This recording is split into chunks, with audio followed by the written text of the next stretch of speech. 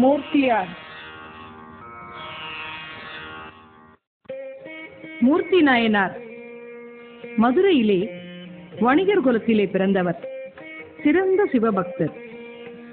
மதுரை சொக்கநாத பெருமானுக்கு சந்தனக்காப்பு அணிவிப்பதை தன் தொண்டாக செய்து கொண்டு வந்தார். அப்பொழுது வடுக நாட்டு மன்னன் பாண்டியனை வென்று மதுரைக்கு அதிபதியானான்.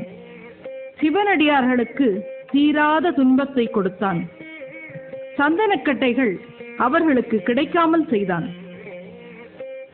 அடியார்கள் சந்தனக்கட்டையை எங்கும் தேடி கிடைக்காததால் சந்தனக்கட்டை கிடைக்கவில்லையே, என்ன செய்வது என்று அவர் வருந்திய பொழுது, சந்தனக்கட்டைதானே இல்லை, சந்தனக்கட்டைதானே கிடைக்கவில்லை, சந்தனத்தை தேய்க்கும் என் கை இருக்கிறதே என்ற உறுதியுடன் தன் முழங்கையையே அந்த சந்தனக்கல்லின் மேலே தேய்க்க ஆரம்பித்தார். ரத்தம் வெளியாகியது. தசைகள், நரம்புகள், எலும்புகள் எல்லாமே வெளியே வந்தது. இந்த காட்சியைக் கண்டு இதற்கு மேலும் பொறுக்காமல் இறைவன் கையை தடுத்து நிறுத்தி கைகளை பழையபடியே தந்து இந்நகரின் மன்னனாகுக என்று ஆசீர்வதிக்கிறார். என்னே அவர் அன்பின் திறன். அவருடைய அன்பின் திறத்தினால் இறைவனுடைய கருணை இங்கு வெளிப்படுகிறது.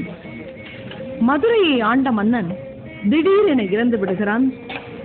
சந்ததி இல்லாததால் பழைய மரபுக்கு ஏற்ப யானையின் கண்களை கட்டி தெருவிலே விட அது மூர்த்தியாரை தன் பிடியிலே ஏற்றிக்கொண்டு வந்தது. இவர் அந்த மன்னன் மதுரையை ஆள்கிறார். ஆனால் மற்ற மன்னர்கள் போல அல்லாமல் திருநீற்றை அபிஷேகமாகவும் ருத்ராட்சத்தை அணிகலனாகவும் சடாமுடியையே கிரீடமாகவும் தாங்கி மூர்த்தியார் அரசாட்சி புரிகிறார். சைவ ஒளி ஓங்க வேண்டும் என்கிறார். திருநீற்றின் நெறி ஓங்கிற்று. துறவு நெறி நின்றார்.